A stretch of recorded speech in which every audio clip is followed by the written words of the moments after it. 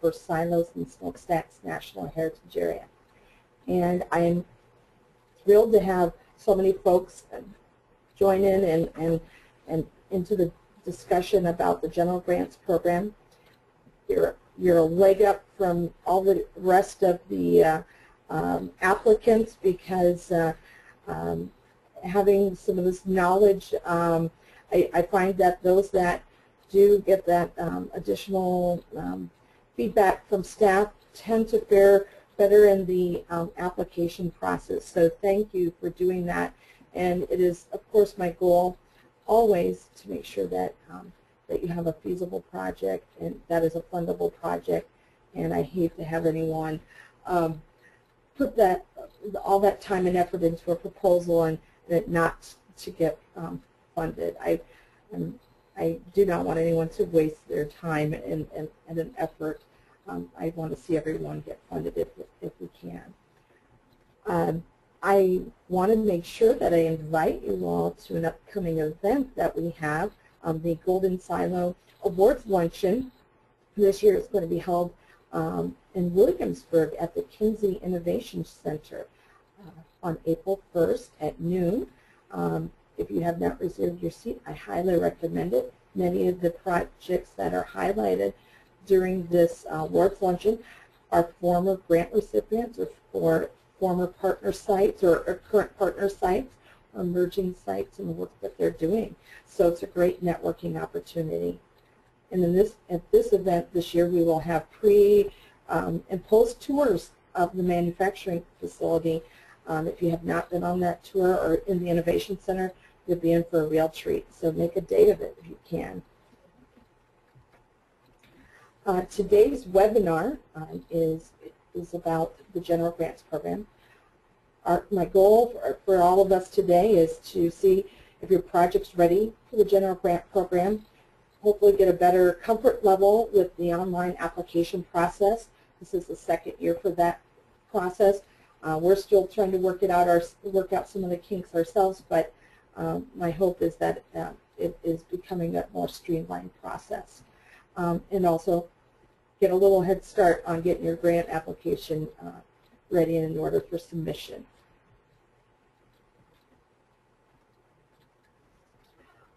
First, I want to start with a question for you all. It should pop up on your screen here in just a moment. But right now, do you think that you're going to apply for funding this year? Some of you may be thinking about it, well, maybe I'll end up being next year or the following year. But I'm kind of curious to see how many think that they might actually apply for this year's funding cycle.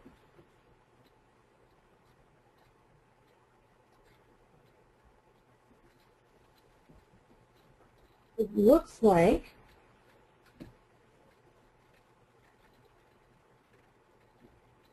good. It's good to know. It looks like just a little under half of you are looking to apply, and 53% are undecided. This is a great time to kind of look at that and make some decisions about that. So good. Great. I hope that maybe some of those undecideds change to yeses or maybe even a no if you find that this doesn't fit for you.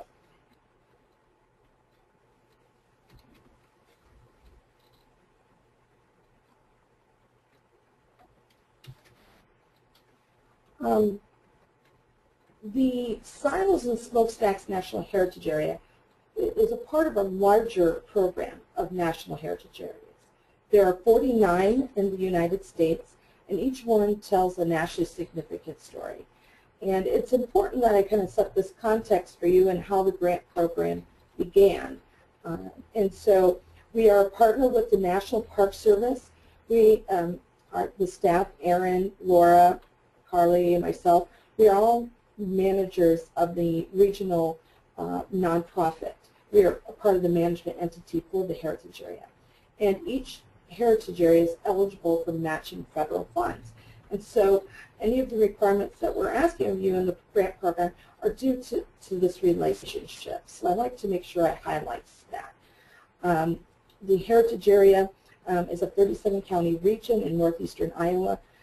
You do have to be, your project has to be within that region in order to be funded at this time.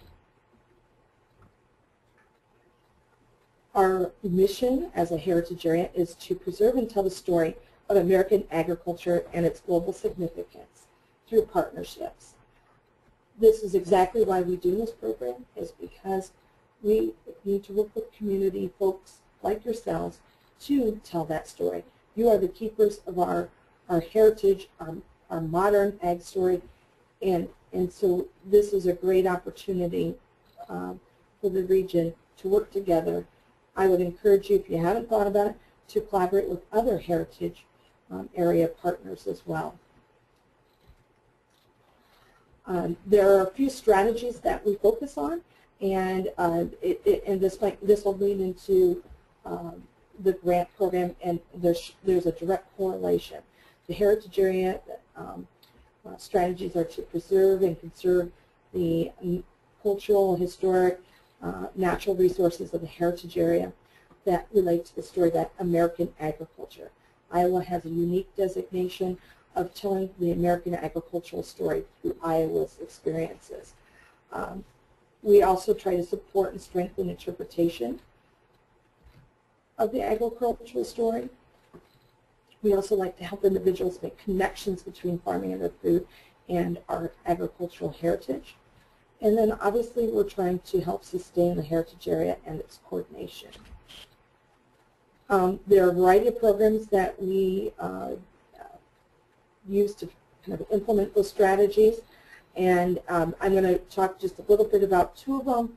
On another program we could talk a lot more about these, but today I want to make sure I highlight the fact that there's going to be a question in the grant application about if you're a partner site or emerging site.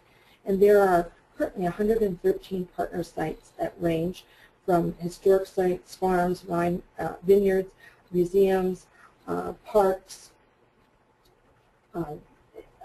industrial sites. Each one tells a different part of the agricultural heritage story. Each of these sites went through a process to be recognized. There are schoolhouses, vineyards, Titan Farm, Putnam down in the Quad Cities, Hawkeye Buffalo Ranch. This is just a sampling of some of the sites that are involved in the heritage area. I suspect that many of you are familiar with these sites or have been to them. Heartland Acres, a newer site that was created a few years ago to talk about not only the heritage of our area, of the Buchanan County area, but modern ag. Seed Savers Exchange up in Decorah, a very unique site, preserving our heirloom seeds and their stories and their preservation.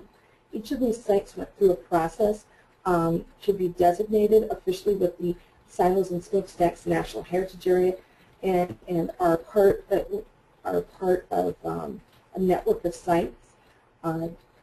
Not all sites are visitor ready when we start working with them, and we have several emerging sites, and I know several of you are on the call today.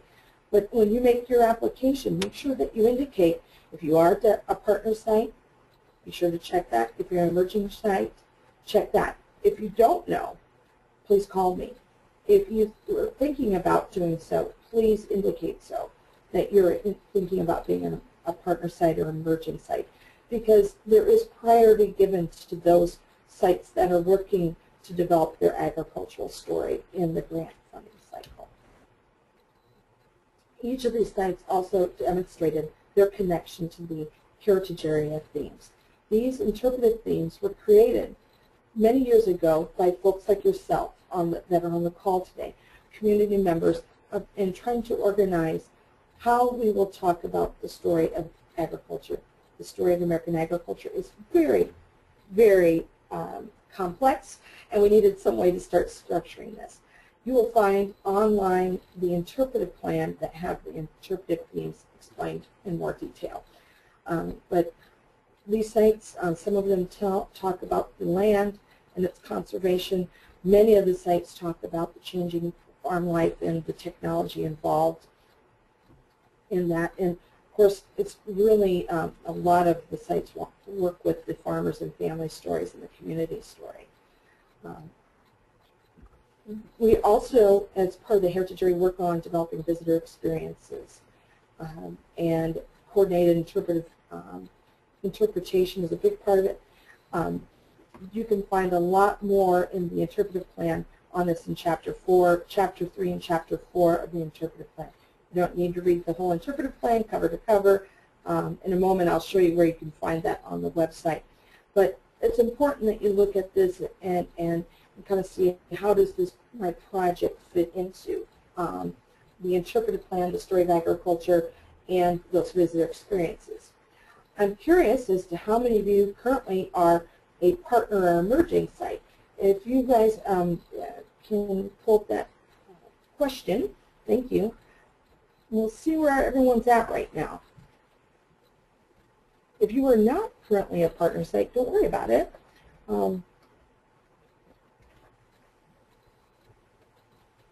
Because maybe this is something you're working towards. Maybe you are a partner site, maybe you are an emerging site. This is a great way to kind of build up the site and become a partner site.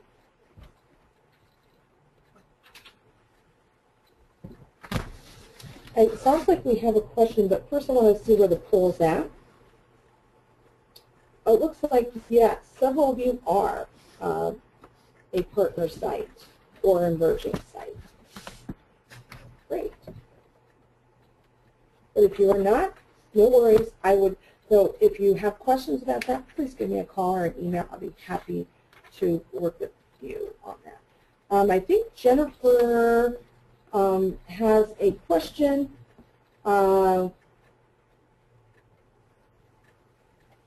Did you unmute her, Carly? Jennifer, are you able to ask your question? I don't have a question. Oh, well, I just got a note that you did. Maybe, I'm sorry. Well, I'm going to continue on then. If someone else has a question, I hope that maybe I'll address it as we go along. Can you close the poll, guys, so it won't let me move forward on my PowerPoint.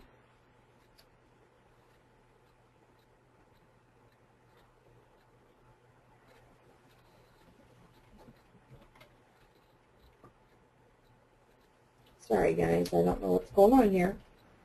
Here we go.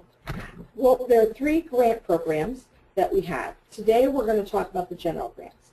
But if, as a partner site, or you are eligible for 2 grants that are not open to everyone else. The general grant program is the only program open to any organization. But bus grants and internship grants, you have to have a relationship with a partner site in order to apply for those and use them and utilize those programs. The general grant program's purpose is to help sites and attractions and even events focus on their agricultural stories through educational programs, interpretation, marketing, displays, events, signage, a variety of things. As I mentioned earlier, there's an online application. It has to be filled out and submitted online. You will have an option to save a PDF version of that application for your records, so don't worry. You will also get a link that will allow you to go back to your application. And we will go over that in a little more detail here.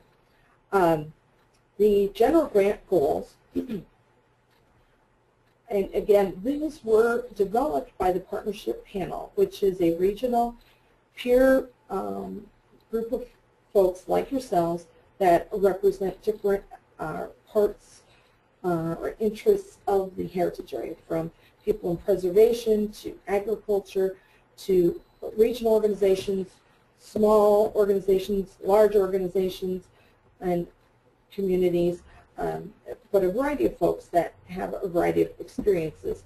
And they help develop the grant programs. And these are the goals that we're trying to achieve with this program.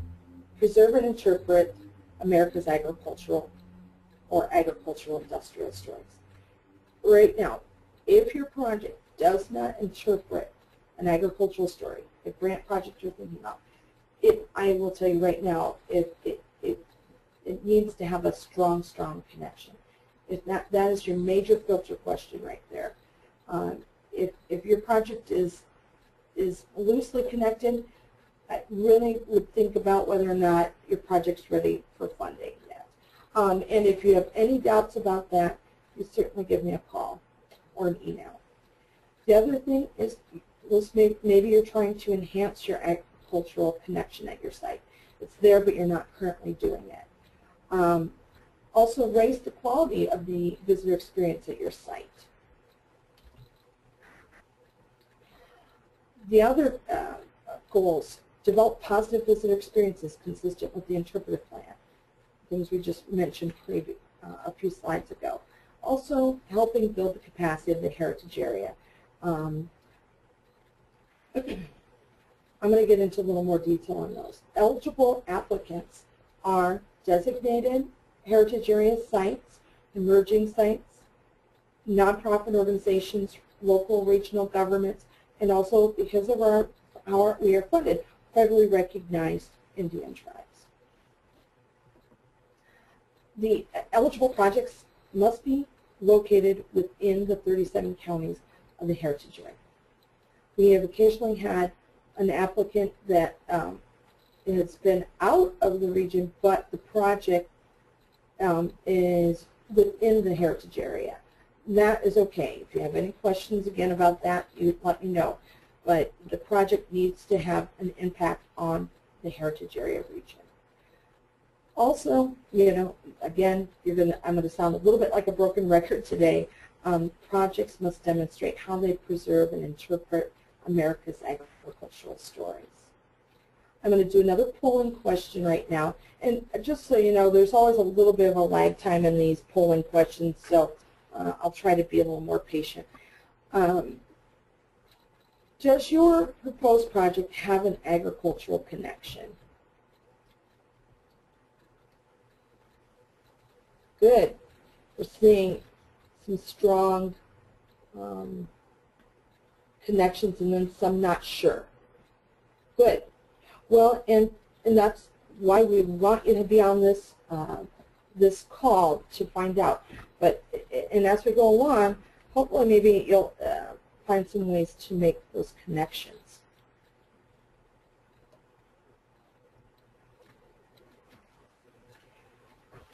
Some of the eligible projects are educational programs, interpretation, be it permanent or temporary exhibits, marketing, events, outdoor signage, planning. We can do some planning within this, especially if there's going to be down the road, if it's going to lead to one of these kind of projects. We've definitely done that in the past. We've offered an interpretive planning grant, but sometimes there just aren't that many applicants, so we've decided to put it back into the general grant. So again, if you have any questions about that, you let me know, and I'll try to help you out. I will say this, because of the federal requirements involved, and for the size of the grants we can allocate, we have really steered away from funding historic preservation infrastructure projects at this time. And I wish we could, but with the federal requirements, we can't seem to keep up with the requirements. Permanent exhibits or eligible projects. These are some projects that we have funded here. Temporary exhibits, educational programs. Again, all of these will relate back to how they interpret the agricultural stories. Outdoor interpretive signage. If you are going to ask for funding for outdoor interpretive signage, you do need to use the Silos and Smokestacks outdoor signing guidelines for that. If you have any questions about the outdoor signing program, you can find some information online. Otherwise, you can give me a call or a text, or excuse me, call or email. We've also done some audio virtual tours. I've heard some discussion about app development. We've definitely been involved with a variety of films and documentaries. I will say this, that those projects typically have a connection to a partner or emerging site. So they maybe did, they filmed at their site, or they put on a opening of, or a showing of the film at their site. So again, those projects connected back to a partner site or emerging site to strengthen the proposal, or utilized them in the filming. Also, we've done art exhibits and murals, a great way to interpret the story of agriculture. We have funded some events, but we tend to see funding go to places or attractions or sites, new or existing, and rather than just a more temporary event. But that does not mean that event could not be supported. That just historically has been the case. This year we are working on doing something a little new. We're trying to encourage and expand the agricultural story. For many years we've funded projects that are in the heritage realm of the agricultural story. We're trying to encourage projects and programming that incorporate the modern agricultural story where possible. This doesn't mean that heritage projects cannot apply or will be funded. We're just trying to encourage folks to look at ways to incorporate the modern ag story. So for instance, Jasper County Historical Society approached me about doing a windmill restoration. I said, well, we can't really do much with the windmill restoration, but I can help you develop interpretation around your windmill. And I also knew that Jasper County it had a strong heritage and a modern story in wind energy. And I encouraged them to explore that, and they then have gone on to create a very nice exhibition that incorporates both the heritage story and the modern.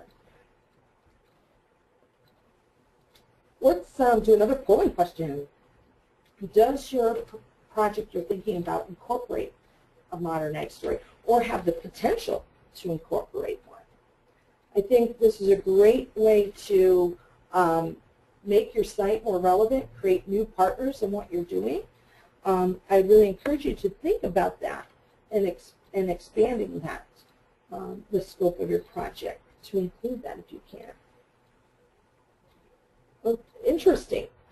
You know, we're very split here. And if you're not sure, you know, let's think about it. Maybe brainstorm with some other folks. Our staff would be happy to brainstorm with you as well, if it makes sense. Okay.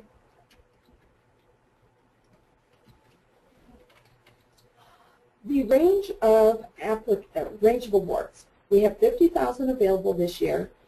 Typically, we are giving $1,000 to $10,000 awards, and there is a strong effort with the grant reviewers within the partnership panel to fully fund grant requests, so that we're not partially funding projects. The only time we would partially fund is if we feel that there may be an ineligible expense being requested. There is a one-to-one non-federal match to the grant request. At least half of that, of your match must be in cash. And that match must come from other sources of funds other than federal funds. So it could be city, county, private donations. You could also use, obviously, volunteer time for the in-kind portion of your match. But if you have any doubts about that, let me know or give me a call. But the main thing is we cannot use any other federal funds to match the federal funds that we receive from the National Park Service. And this grant program is completely funded by those federal funds. So priority will be given to projects that have greater than a one-to-one non-federal match. As you all can relate to and understand, there's more pressures at the federal level to make the dollars go further, and we are required, and always have been, to provide a one-to-one non-federal match to every federal dollar received. And so if a project can show a higher match amount, that is given a priority consideration. Also, we see sometimes personnel times for employees, volunteers, and so on. Sometimes folks will put that in as a hard cash match, but in this particular case, we are asking that that is counted as an in-kind match. Okay, and as well as yes, that's what I want to say about that. Sorry, but the personnel time, if you, I'll tell you, if you put it in as a hard cash match in the grant reviews, it gets flagged and discussed, and I wouldn't say it's necessarily the most positive reflection. And so make sure that you put that in kind if you can. If you have any questions about it, you can always ask me. Always happy to help.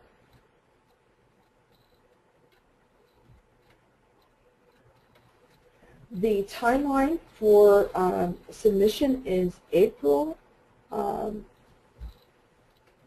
15th, and that has to be submitted online by noon. We will hope to actually get that grant announcements out in June, but we might actually get them out in May. We may get it done sooner than that, but I'm just saying June in case some of our meetings get delayed. And then grant work must be completed by September 30th, 2016. I will tell you this, that if things, as you're going along, if you get awarded, we try to do our best to accommodate the project to be done in a proper way, a timely way, and if we need to look at the timelines, we can do that. I hear we have a question. I'll have to come back to that right now. It's a pretty long question for me to address, and I can't see the whole thing right now. So I will come back to that towards the end, okay? I do see it there, but I will have to come back to it. I would highly encourage you to look at the criteria list. This is the same criteria that the grant reviewers use when they are considering your proposal. By the way, Silos and Smokestacks staff do not vote in that process. We just provide the information and scoring system and provide support to the reviewers, but it is made, the decision is made through the grant committee and the partnership panel and our board of trustees. So it does go through 3 different kind of reviews.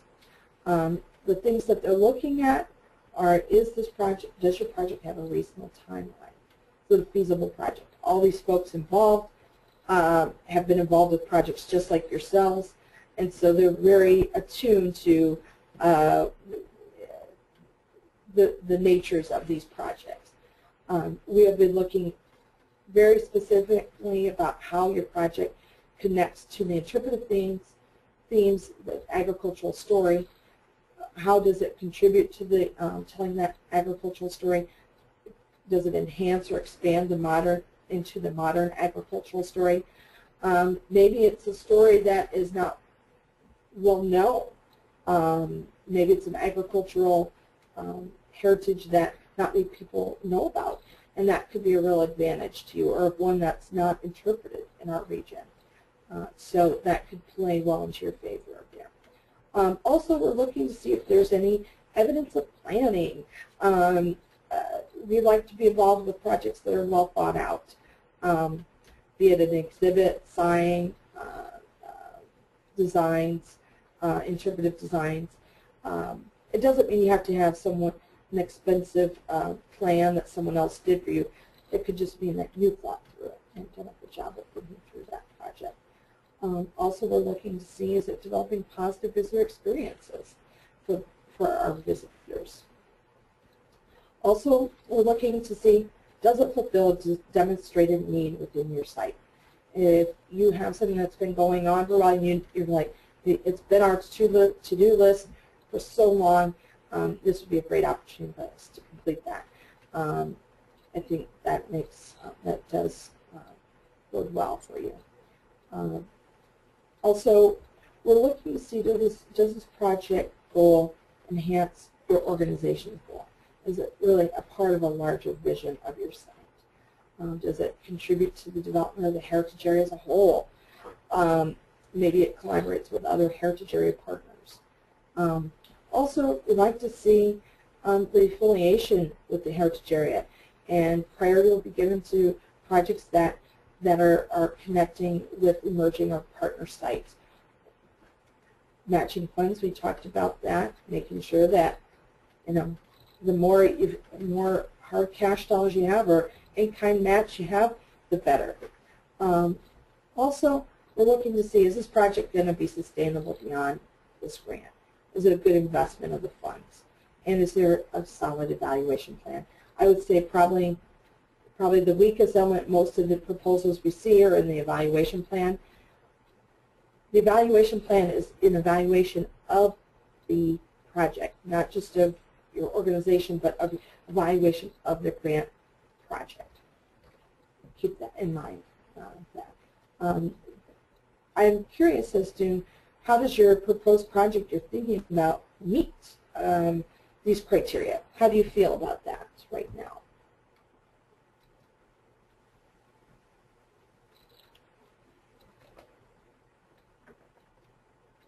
Looks like lots of you, and we're about 50%,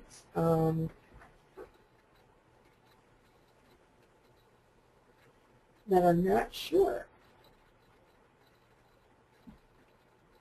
Wow, 50% say yes, that their project meets those criteria, and 50% are not sure yet. It'll be interesting. I certainly would take a closer look at those and see how you can ramp up your project to meet those criteria before you make application.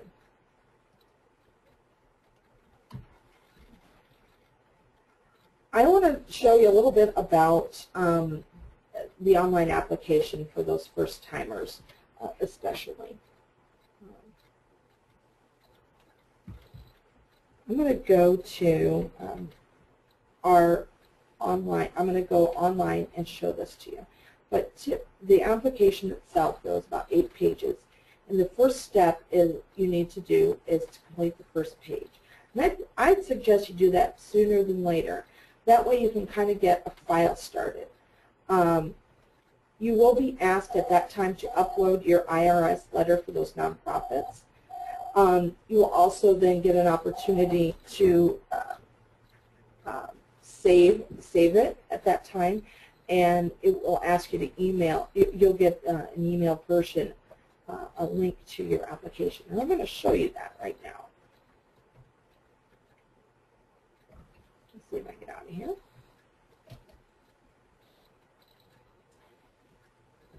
So this is the page that you go to for the online application.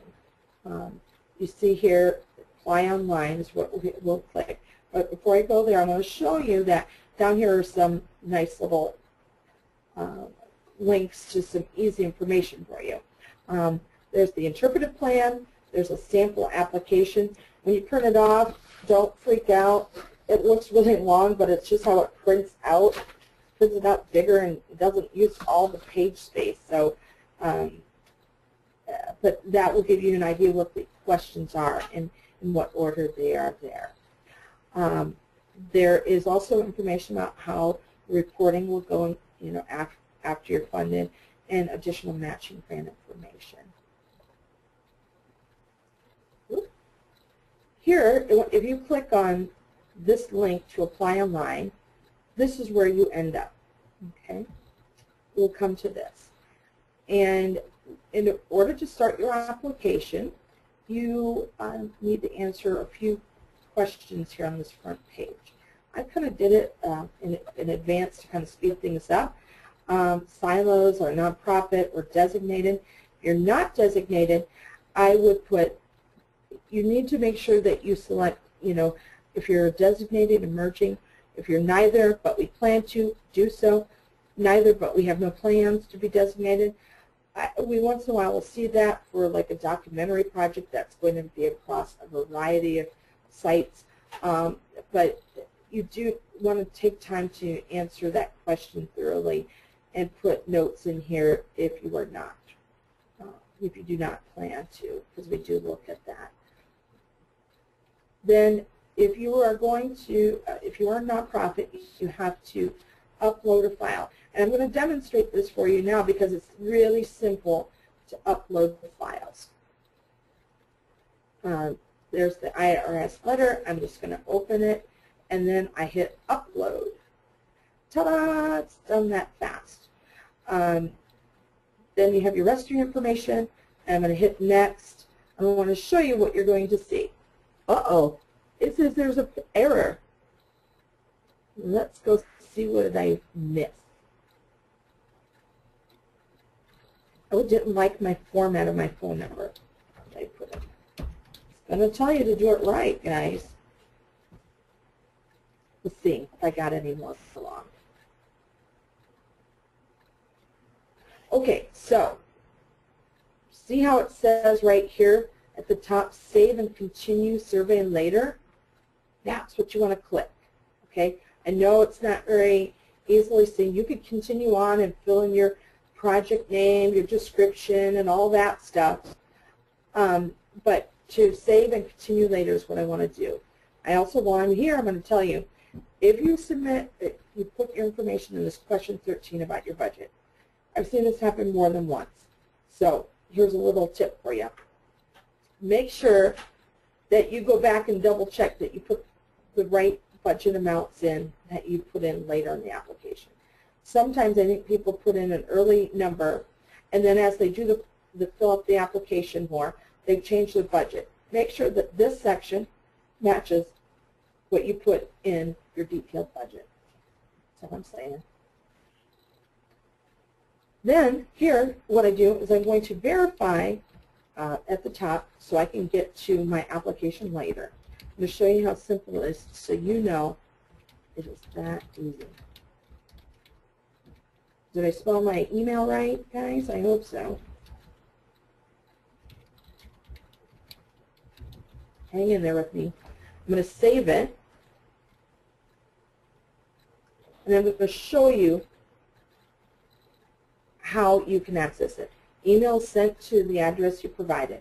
So whatever address you use, that's the one you're going to get your link. Your progress has been saved. Yay!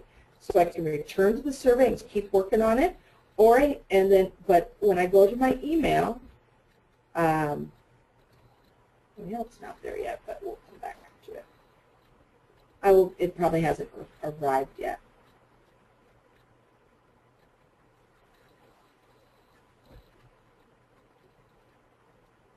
Yeah, hopefully it will in a moment. But we'll go back to the application information here. Oh, shoot.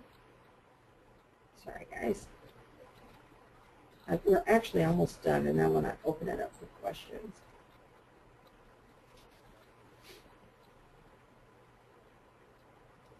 Okay, so say you get all your application filled out and completed, you'll get a chance to review them again, and also you will have an option to save and download a PDF for your records. If you submit it and somehow you forget to do that, we will have a copy here as well. If you did complete it, we will have one too. So no worries. We'll have one for you if you forgot to save it. Also, here's a few little tips, and then I'm going to open it up to some more questions. I suggest with the online application you start early. I think it's less stressful for all of us involved, including staff, and we can help address questions as you're going along a lot easier. The ag themes. If your project doesn't have a strong agricultural connection, it's going to be real tough for it to compete in the grant cycle. And I hate to see folks waste time on something that cannot get funded. And if you have any doubts about that, you give me a call or an email, and I will work with you on that. Involve other partners in your project. I think this is critical, and if you do involve other people, list them as a supporter, include a letter of support. This year we're asking, if you list a supporter, include a letter of support. If you don't have supporters that make sense to the project, don't list them, because it's best if you're going to list a supporter that you have a letter of support from them. So for instance, let's say you're doing a new exhibit and you're involving a local implement store. If the local implement store could give you a letter of support saying, yes, we plan to allow them to allow the Historical Society to use display certain implements of ours, that would be great to have that letter of support from them. But only do ones that make sense. Again, match is king. If you've got more match, show it. It's really helpful, and we'll get you noticed in the grant review process. Also, attach any relevant plans or conceptual drawings that you have.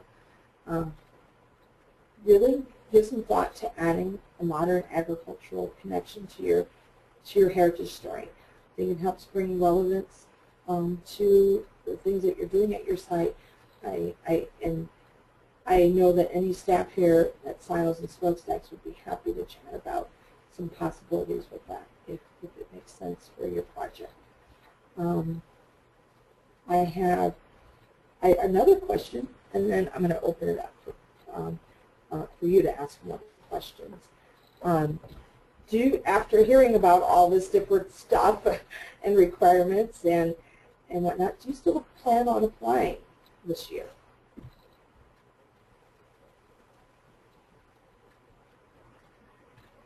Yay!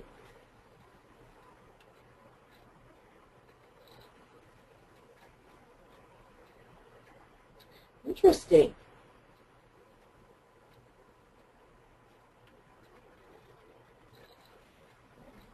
Well, it seems that I can't remember where we started out, but I'm thinking a few less maybe have decided it may not be the right fit right now to apply. But there's still quite a few of you that are considering applying, which is fantastic. Again, I cannot say it enough. Silos and Smokestack staff are available to talk about your grant project.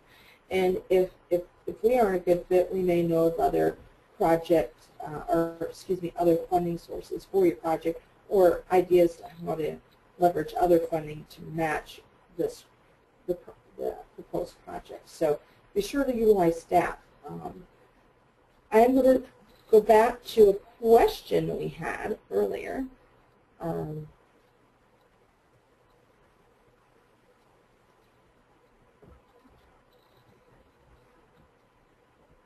And if anybody else has questions, you know, Carly, I think there's quite a few of us on here, but I think it might be just as easy to open up and unmute everybody so if they have questions.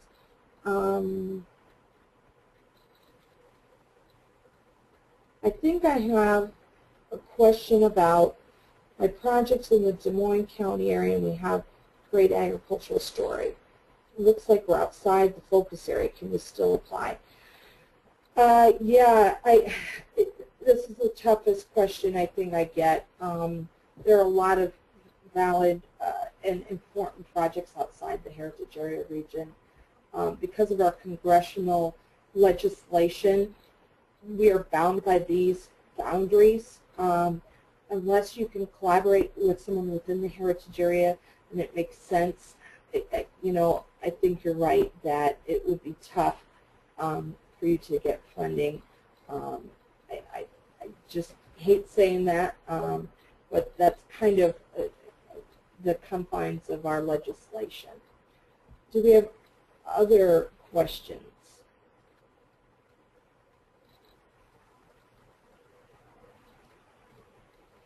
All right, so I'm seeing,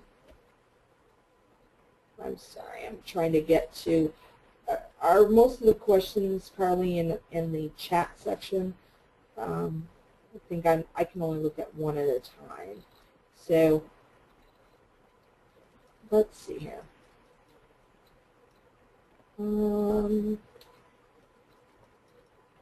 already have kiosks in the ground at a project and would like all of them to look similar to one another. If we requested funding for interpretive panels kiosks, would we have to use the design guidelines?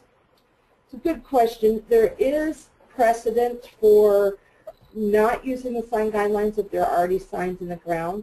We would just need to have some assurance of how you will recognize the heritage area connection within the signage. A lot of people just included the Silos and Smokestacks logo in that. I would be happy to look at information a little more detailed, but there is precedent, but you would need to make your case very clear in your proposal.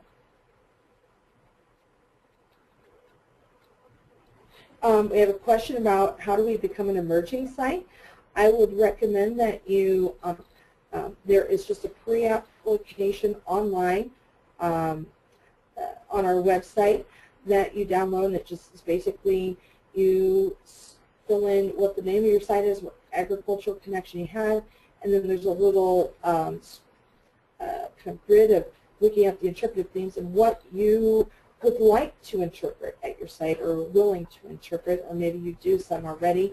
But then what we do is a site visit, a staff site visit, and then we put together a little memorandum of understanding of how we work together to help develop the agricultural interpretation at your site.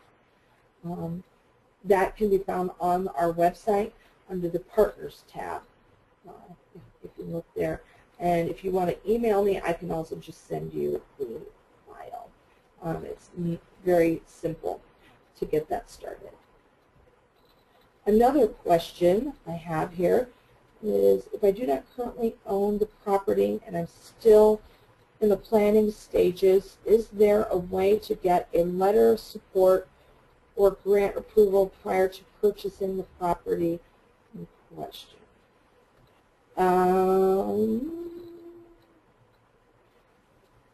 Well, I'm not sure what the grant proposal is for. If the grant is for purchasing, we will not be able to be involved in purchasing property. But if it is like an exhibit that's going to be on site there, I think it would be appropriate for a letter of support from the property owner to say, we plan to, you know, like if they're going to be deeding you the property in the future or something like that, and what the agreement is, just so that it's clear to the grant reviewers what the arrangement is. And so in that case, a letter of support from them would be appropriate. I'm not sure if I've answered that question. Sometimes that's limitations of doing these online kind of discussions. It's harder to answer those questions, but you could still, we might need to talk just to make sure that your grant, the grant project can still be done irregardless if you own the property or not, or if there's a clear plan for ownership. Other questions out there?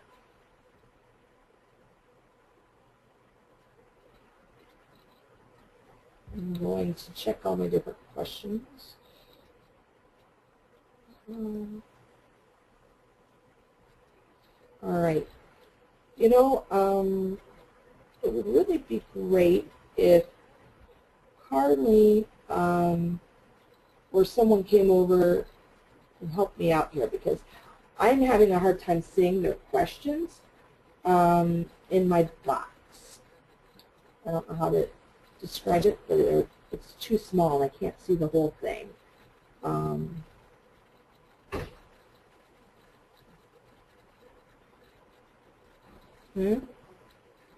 Yeah, there are more questions. I can't see them.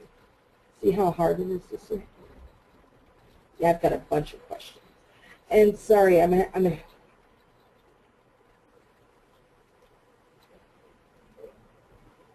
sorry, guys.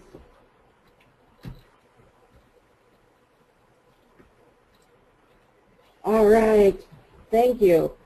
Carly saves the day. I can see your questions now. Yay. Have they all been answered? Sign designs. Next,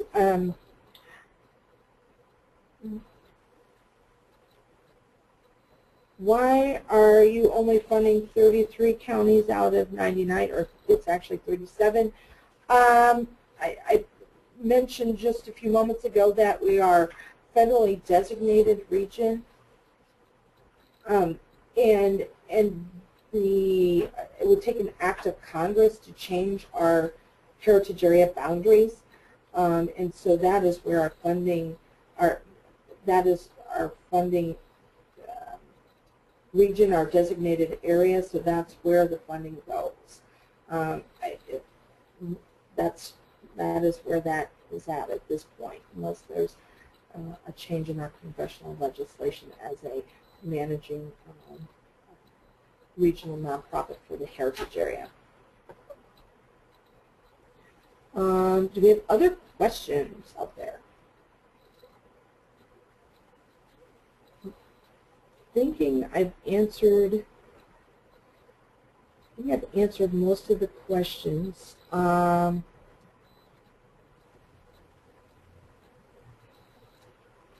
Anybody else out there? I don't think I see the hands.